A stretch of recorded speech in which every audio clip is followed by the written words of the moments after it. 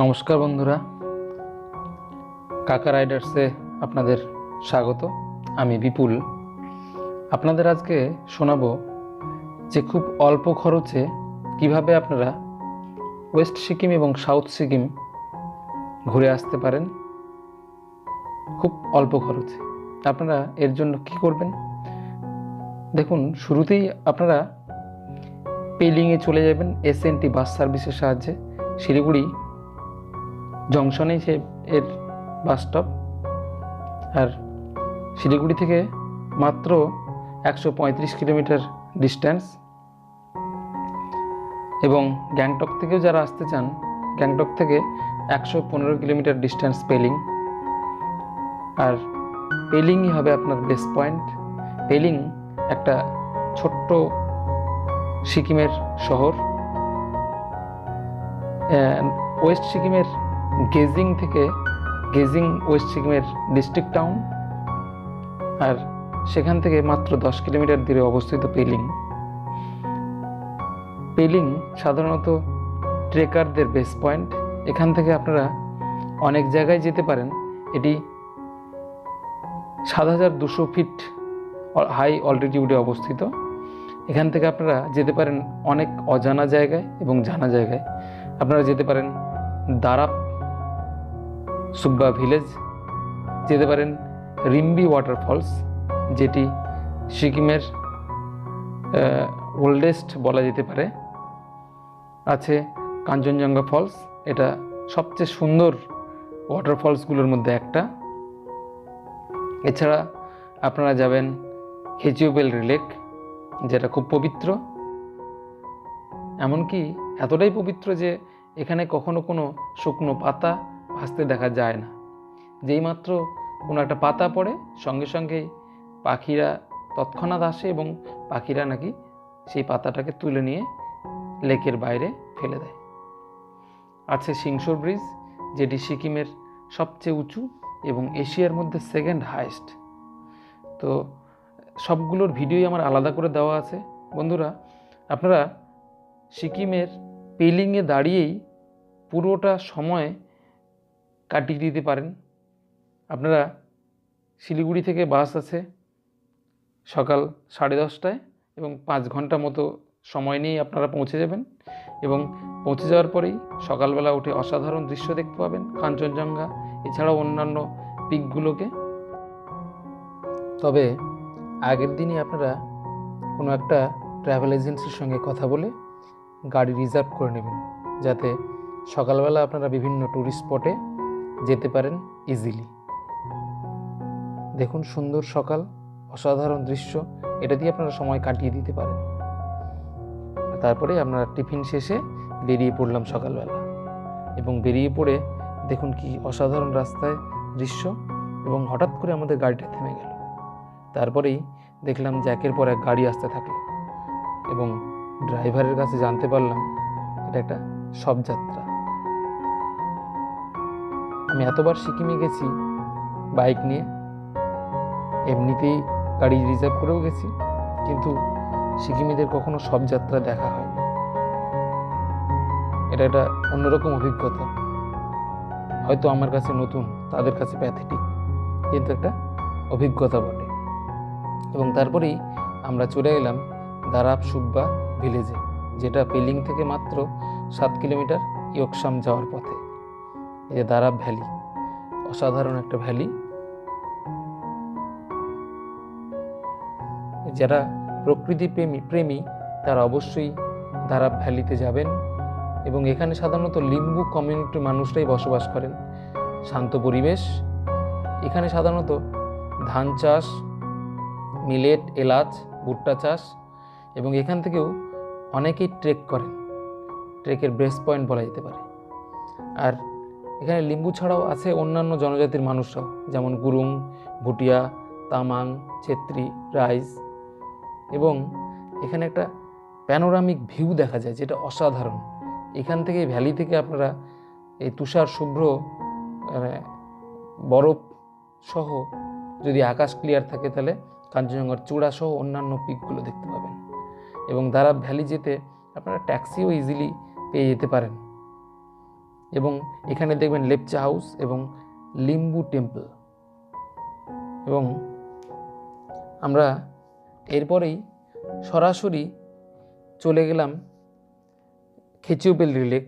কিন্তু তার আগে আপনারা মাত্র 7 কিলোমিটার গেলেই পড়বে আপনারা দারাব ভিলেজ।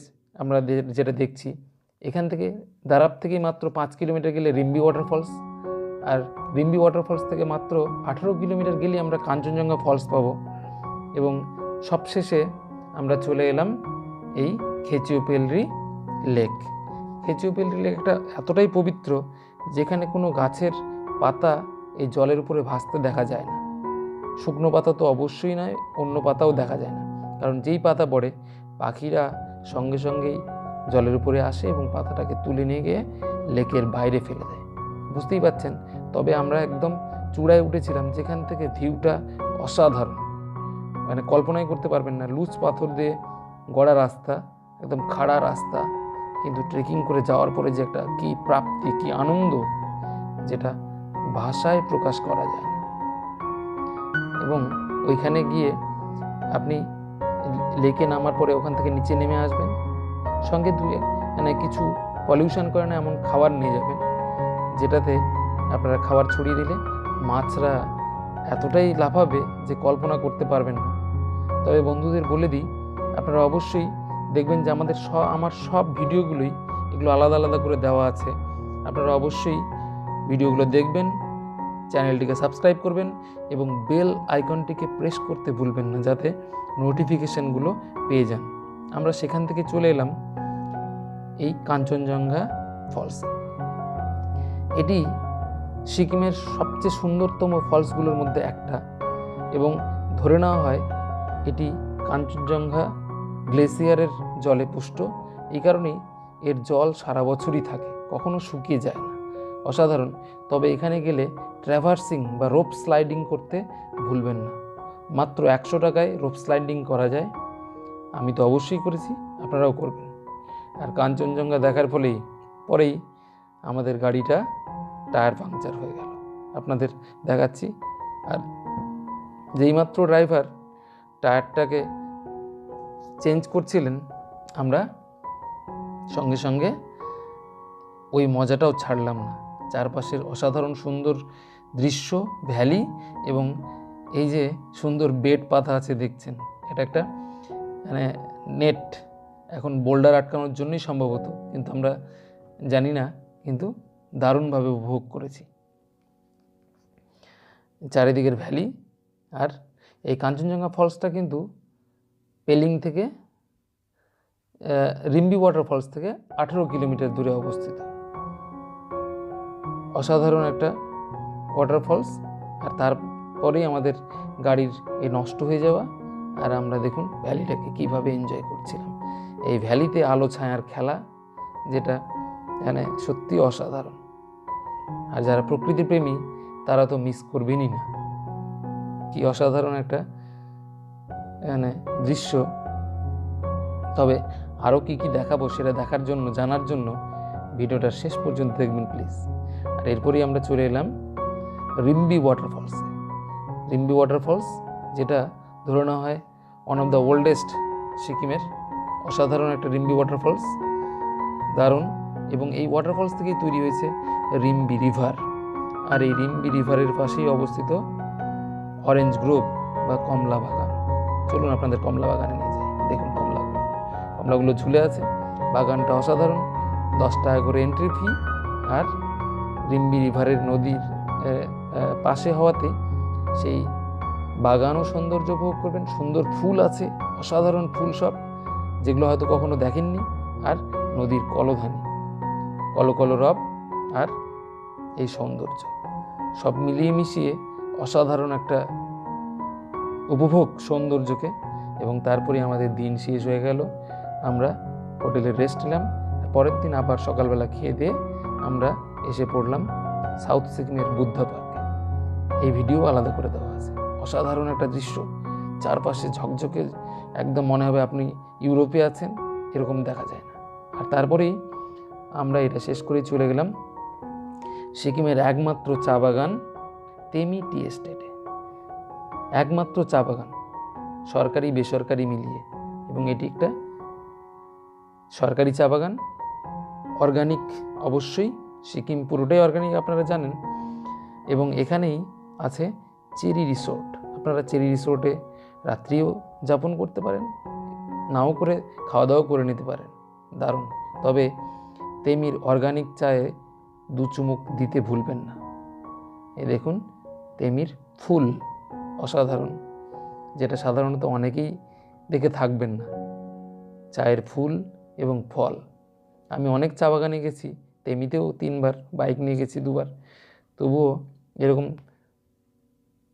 ফুল এবং ফল আগে দেখিনি। এটা আমার ফার্স্ট টাইম ফল দেখা হচ্ছে। অন্য বাগানে ফুল দেখেছি, কিন্তু ফল এবারই ফার্স্ট। চায়ের ফল যে কেমন হয় সেটা ধারণা ছিল না, এই ফার্স্ট আমরা দেখেছি। এবং তারপরেই চলে গেলাম আমরা সামদ্রুপচে মনাস্ট্রির উদ্দেশ্যে, কিন্তু সেখানে গিয়ে দেখলাম রোপওয়ে। আমরা সেটাকে ছাড়তে পারলাম না লোভ। 180 টাকা পার হেড টিকিট কেটে সোজা উঠে পড়লাম রোপওয়েতে, এবং রোপওয়েতে উঠে চলে গেলাম নামচির রক গার্ডেনে। অসাধারণ একটা সুন্দর বাগান। রক গার্ডেনের রংবাহারি ফুল, রংবাহারি গাছ, যেগুলো সত্যি চোখ জোড়ানো, যেগুলো কল্পনাই করা যায় না। অসাধারণ কালারফুল, এবং প্রত্যেকটা আলাদা ভিডিও কিন্তু দেওয়া আছে, আপনারা অবশ্যই দেখে নেবেন, তাহলে বুঝতে পারবেন।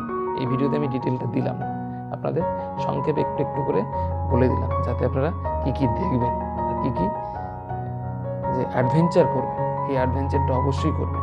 এবং তারপরেই আমরা চলে গেলাম সামদ্রুপচে মনাস্ট্রিতে।